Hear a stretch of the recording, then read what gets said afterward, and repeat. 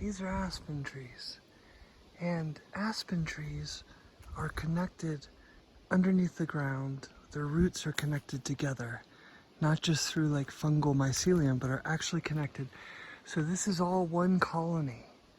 It's essentially one tree.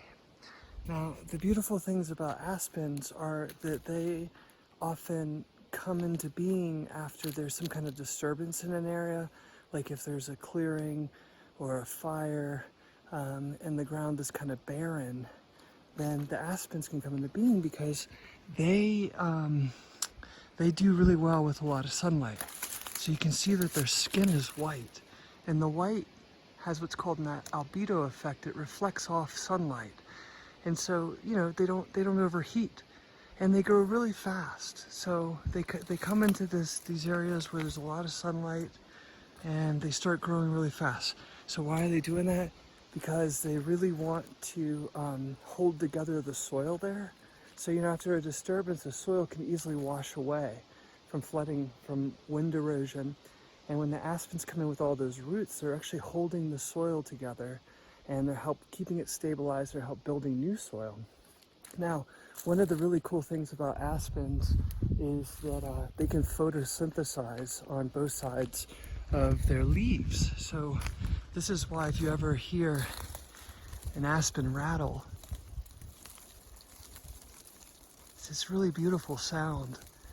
And so on both sides of their leaves, it's a very rare thing that they do. And I imagine they do it so that they can grow fast because they're eating sugar on both sides. So look, I found this mother aspen here.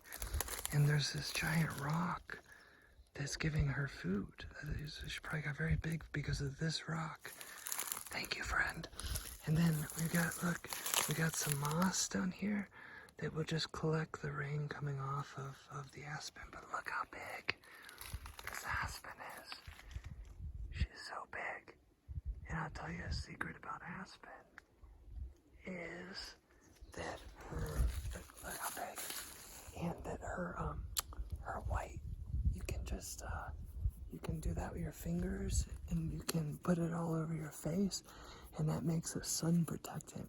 It also makes you look cool. And another thing about aspens that's really important is, so because they come as usually they're the first on the scene after a disturbance, and they're preparing that soil for their kin, for the other species to come alive. So look at this. You can see all of these spruce trees. These are little baby spruces, and they're being raised by the aspen trees because the aspens have come in, they've helped stabilize the soil.